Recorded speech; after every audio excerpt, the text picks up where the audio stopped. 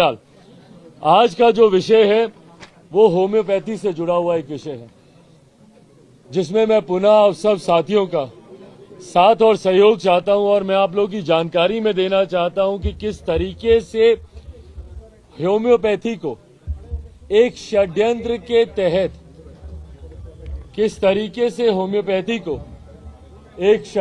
के तहत समाप्त करने का बिहार में प्रयास किया जा रहा है। होम्योपैथी हो, आयुर्वेदिक वेदा हो, ये ऐसी मेडिकल ऑल्टरनेटिव्स हैं जिसको लंबे समय से भारत जैसे देश में खास तौर पर लंबे समय से जिस पे लोगों का विश्वास रहा है, लोग इसका इस्तेमाल करते रहे हैं। और ऑल्टरनेटिव के तौर पर जो व्यक्ति एलोपैथी में नहीं जाना चाहता, कई ऐसे लोग हैं जिनका विश्वास होम्योपैथी पर है और जो इसका सेवन करते हैं, इस पे विश्वास रखते हैं, इससे लाभ वो लोग पाते हैं। और एक बड़ी आबादी है आज की तारीख में जो होम्योपैथी पे अपना विश्वास रखती है। भाई मैं खुद होम्योपैथी पे विश्वास रखता हूँ। कई ऐसी चीजें हैं जब मेरा नहीं विश्वास होता है कि भैया एलोपैथी उसको ठीक कर पाएगी, तो मैं खुद होम्योपैथी की दवाइयों का मैं सेवन करता हूं और यकीनन उससे मुझे, मेरे परिवार को भी उससे लाभ हुआ है।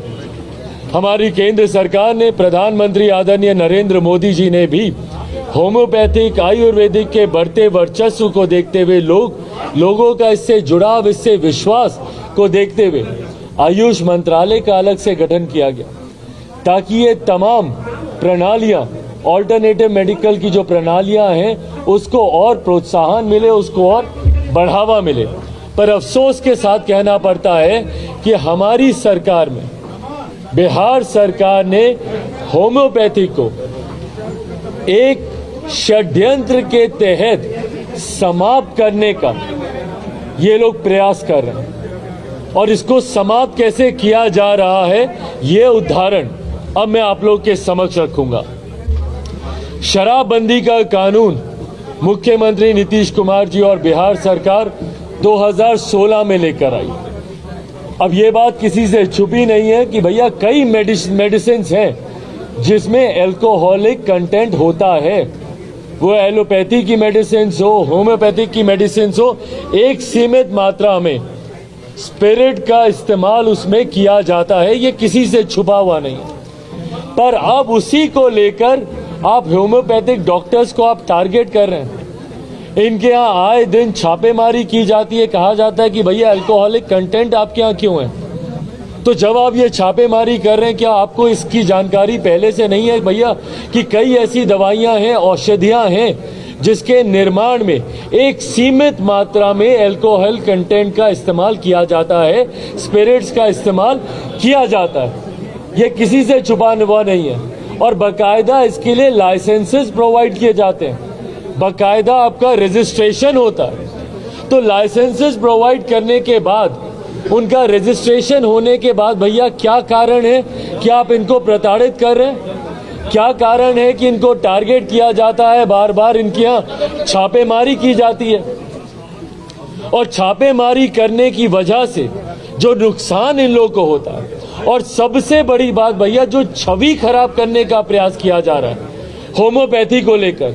हाल फिलहाल के दिनों में भी जिस तरीके से जहरीली शराब से लोगों की हत्याएं हुई हैं बिहार में, उसमें भी भैया होम्योपैथ डॉक्टर्स का नाम इसमें उछाला जा रहा है और गलत तरीके से उनके नाम को उछाला जा रहा है। उनका नाम उछालकर कहीं ना कहीं होम्योपैथिक की छवि को ये लोग खराब करने का ये लोग प्रयास कर रहे हैं, टारगेट करने का ये लोग प्रयास कर रहे हैं, ताकि होम्योपैथिक को पूरी तरीके से बिहार से समाप्त कर दिया जाए। इसके पीछे का कारण क्या है? क्यों मुख्यमंत्री जी इस द्वेष की भावना के साथ होम्योपैथिक डॉक्टर्स को और होम्योपैथिक मेडिसिन को ये लोग टारगेट करना चाह रहे हैं? औषधि को आप लोग बदनाम करने का काम कर रहे हैं। मुझे कोई एक ग्रामीण आप लोग दिखा दें, बता दें, आप लोग भी गांव-गांव गए, हर एक जगह आप लोग गए, कोई एक ग्रामीण बता दें जो कहे कि नहीं भैया होम्योपैथिक की हम दवाई लिए थे या हमारा परिजन लिया था, उसकी वजह से उसके ये हालात हुए। हर कोई बोल रहा है कि भैया जहरीली शराब पिए। जहरीली शराब पर ये रोक नहीं लगा पा रहे। उसकी तस्करी पर मुख्यमंत्री नीतीश कुमार जी रोक नहीं लगा पा रहे हैं, उसके निर्माण पर मुख्यमंत्री जी रोक नहीं लगा पा रहे हैं, तो अपनी विफलताओं को छुपाने के लिए समाज के सम्मानजनक वर्ग ऐसे डॉक्टर्स जो कि होम्योपैथ से आते हैं उनको टारगेट करने का ये काम कर रहे हैं। और किस कानून की आड़ ये ले रहे हैं? एक ऐसा कानून जो कि दशकों पुराना है और जो कानून अभी तक लोकसभा या राज्यसभा के पटल पर भी नहीं आया। ये लोग जिक्र करते हैं ड्रग एंड कॉस्मेटिक एक्ट का, जो कि 1945 का ये एक्ट बना हुआ है। इसका एक आर्टिकल है 106B। 106B का ये लोग इस्तेमाल कर उस वक्त ये गैजेट नोटिफिकेशन के तौर पर 1994 में इस आर्टिकल को इस एक्ट में जोड़ा गया था। एक गैजेट नोटिफिकेशन के तौर पर इसको जोड़ा गया था। ये क्या कहता है? कहता है कि भैया जिस भी दवाई में अल्कोहल की मात्रा 12% से ज्यादा होगी उसकी पैकेजिंग को सीमित किया जाए, स्मॉल कंटेनर्स में ही उसकी बिक्री को लागू किया जाए। ये 106B कहता है। ये गजट नोटिफिकेशन आया था, पर 94 के बाद से लेकर अभी तक ना लोकसभा ना राज्यसभा के पटल पर इसको प्रस्तुत किया गया। परिणाम स्वरूप कई ऐसे राज्य हैं जो अपने अपने राज्यों के हाई कोर्ट्स में गए और ये हाई कोर्ट्स का ही वहां पे निर्णय है जो इस आर्टिकल को अवैध मानता है, जो ये मानता है कि भैया ये आर्टिकल वैध ही नहीं है क्योंकि ये सदन के किसी भी पटल से इसको मान्यता प्राप्त नहीं है। पर बिहार सरकार इसी आर्टिकल का इस्तेमाल कर छापेमारी करती है। और ताज्जुब की बात देखिए, इन लोगों की बुद्धि देखिए, काम करने की प्रणाली देखिए। अगर वही दवाई अगर एक छोटी शीशी में है तो ये लोग ठीक है, पर अगर वही दवाई सेम कंटेंट उतनी ही मात्रा में वो दवाई अगर बड़े कंटेनर में अगर मिल जाती है किसी के पास तो ये लोग उसके खिलाफ कार्रवाई करते हैं। परिणाम स्वरूप बिहार से 13 होम्योपैथिक की कंपनियां हैं जिनके ऊपर ताले पड़ गए। एक बड़ा राजस्व, और न सिर्फ राजस्व, एक बड़ा समाज सेवा, स्वास्थ्य से जुड़ा हुआ विषय जिसके ऊपर आपने ताला लगाया हुआ है। राजस्व की भी अगर आप बात करें तो लगभग 300-400 करोड़ रुपए का नुकसान बिहार सरकार उठा रही है। क्यों उठा रही है भैया? क्योंकि आपको अपने कानून को आपको सही दिखाना है, और कानून को सही दिखाने के लिए आप तस्करों को आप पकड़ नहीं पाते। आप अवैध शराब के निर्माण में जो लोग हैं उनको आप पकड़ नहीं पाते हैं, तो इजी टारगेट आपको मिले हुए होम्योपैथिक के डॉक्टर्स, और उनको साफ टारगेट के तौर पर उनके ऊपर अटैक करके और एक ऐसे कानून का सहारा लेकर जिसको कई राज्यों के, ये मेरे पास ये कलकत्ता का, राजस्थान का, अलग अलग राज्यों के हाई कोर्ट के निर्णय मेरे सामने पड़े हुए हैं, जो आप लोग चाहेंगे मैं आप सबके साथ साझा भी करूंगा। तमाम और राज्य इस कानून को नहीं मानते, पर बिहार सरकार इसी कानून की आड़ में होम्योपैथिक डॉक्टर्स को टारगेट करने का काम कर रही है। साथियों, मैं चाहता हूं आप सबके माध्यम से, और क्योंकि ये गंभीर विषय है, जैसा मैंने कहा, मैं, मेरा परिवार, खुद हम लोग होम्योपैथी पे हम लोग विश्वास रखते हैं, और बिहार में भी एक बड़ी आबादी है ऐसे लोगों की जो कि होम्योपैथी में विश्वास रखती है, जो इसकी दवाइयों का सेवन करती हैं। पर ऐसे में अगर होम्योपैथ और होम्योपैथिक डॉक्टर्स की छवि को अगर खराब करने का प्रयास किया जाएगा तो ये कहीं से भी जायज नहीं है। और कई बिहार सरकार के ऐसे अधिकारी हैं जो जानकारी के अभाव में और जो ऐसे हल्के बयान देते हैं। भैया, कहीं पे जहरीली शराब से मृत्यु हुई और आप सीधा टारगेट कर रहे हैं होम्योपैथिक और होम्योपैथिक डॉक्टर्स को, बिना किसी जांच के, बिना किसी प्रमाण के। शर्म आनी चाहिए ऐसे अधिकारियों को जो इस तरीके से एक ऑर्गेनाइजेशन को बदनाम करने का लोग काम करते हैं, जिसमें दशकों से भारतीयों का विश्वास रहा है और देश में नहीं विदेश में इसको मान्यता मिल रही है। लोग ऑल्टरनेटिव मेडिकल प्रणाली के तौर पर इसको एक्सेप्ट कर रहे हैं, और वहीं बिहार जैसे राज्य में इसको बदनाम करने का कार्य किया जा रहा है। मैं भी आने वाले दिनों में, क्योंकि ये गंभीर विषय है और क्योंकि ये सेंट्रल गैजेट के नोटिफिकेशन से आया हुआ ये विषय है और कहीं ना कहीं इसको मिसयूज किया जा रहा है, आने वाले दिनों में मैं खुद भारत की संसद में इस विषय को उठाने का मैं काम करूंगा, ताकि जो ये षड्यंत्र रचा जा रहा है होम्योपैथ और होम्योपैथिक के डॉक्टर्स के खिलाफ, उस षड्यंत्र को रोक लगाई जा सके। आज की इस प्रेस वार्ता में मेरे साथ ऑर्गेनाइजेशन फॉर होम्यो मिशन के डॉक्टर्स मेरे साथ यहां पर मौजूद हैं। डॉक्टर के सिंह जी हैं जो कि राष्ट्रीय अध्यक्ष हैं इस होम्यो मिशन के। डॉक्टर मदन प्रसाद जी हैं जो कि राष्ट्रीय इनके उपाध्यक्ष हैं। डॉक्टर अमीर चंद्र सिंह जी हैं जो कि महासचिव हैं इस होम्यो मिशन के। यहाँ पर डॉक्टर विवेक मिश्रा जी हैं जो कि सचिव हैं। यहाँ पर डॉक्टर संजय कुमार जी हैं जो कि इनके प्रदेश अध्यक्ष हैं। डॉक्टर प्रवीण आनंद जी हैं जो कि प्रदेश के इनके संयोजक हैं। संजय कुमार वर्मा जी हैं जो कि इनके संयोजक हैं। इनके इस homeo mission, organisation for homeo mission के माध्यम से और कई और होम्योपैथ डॉक्टर्स ने व्यक्तिगत मुलाकात मुझसे कर अपनी इस समस्या को मेरे समक्ष रखा। और आपके माध्यम से मैं चाहता हूं कि लोगों में जागरूकता आए कि किस तरीके से होम्योपैथी को बदनाम करने का ये कार्य किया जा रहा है। और यकीनन भाई ये एक ऐसी प्रणाली है जो कि सबसे ज्यादा गरीब लोग इसका लाभ उठाते हैं। ऐसे लोग जो कि एलोपैथी की महंगी महंगी दवाइयों का इस्तेमाल नहीं कर सकते, या कई ऐसी बीमारियां भी हैं जिसका संभवतः इलाज नहीं हो एलोपैथी कर पाती है, उसमें होम्योपैथी पर लोगों का विश्वास होता है। तो ऐसे में इसको बदनाम करने का जो कार्य, जो षड्यंत्र यहां पर रचा जा रहा है वो पूरी तरीके से गलत है।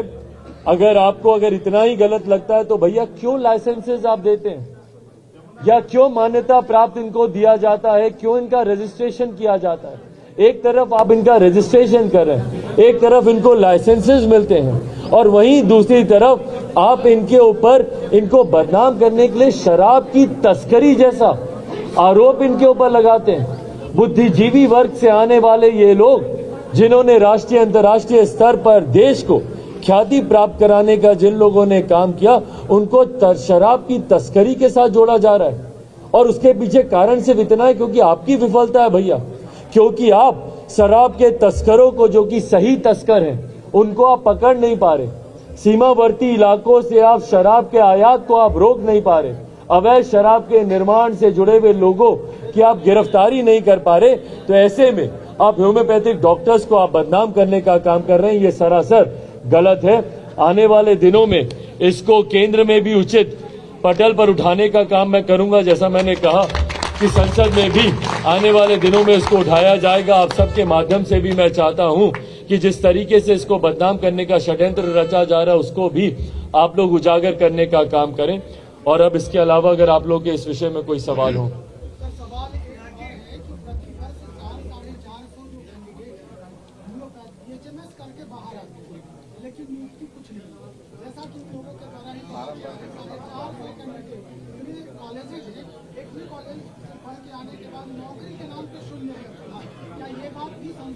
भाई बिल्कुल ये उठाने की जरूरत है, क्योंकि जहां एक तरफ देश में ही नहीं दुनिया में ऑल्टरनेटिव मेडिकल प्रणालियां जितनी है उनको प्रोत्साहित करने का काम किया जा रहा है। केंद्र सरकार ने खुद इसको कैसे बढ़ावा मिले, एक अलग से इसके लिए मंत्रालय का केंद्र के द्वारा गठन किया गया है। तो ऐसे में हमारे राज्य में कारण क्या है भैया कि इसको पूरी तरीके से इग्नोर करके ये लोग आगे बढ़ने का ये लोग प्रयास कर रहे हैं, और एक पूरा नेक्सस क्रिएट किया जा रहा है कि कैसे इस डिपार्टमेंट को बदनाम किया जा सके, आगे आने से इसको रोका जाए। जैसा आपने कहा कि भैया आगे इन लोगों को बढ़ावा ही नहीं मिल रहा है, स्टूडेंट्स को आगे मौका नहीं दिया जा रहा है, इनकी भर्तियां नहीं हो रही हैं, इनकी रिकॉग्निशन इनको नहीं देने का काम किया जा रहा है। तो ये अपने में ये प्रमाणित करता है कि राज्य सरकार एक सुनियोजित षड्यंत्र के तहत इसको समाप्त करने का प्रयास कर रही है।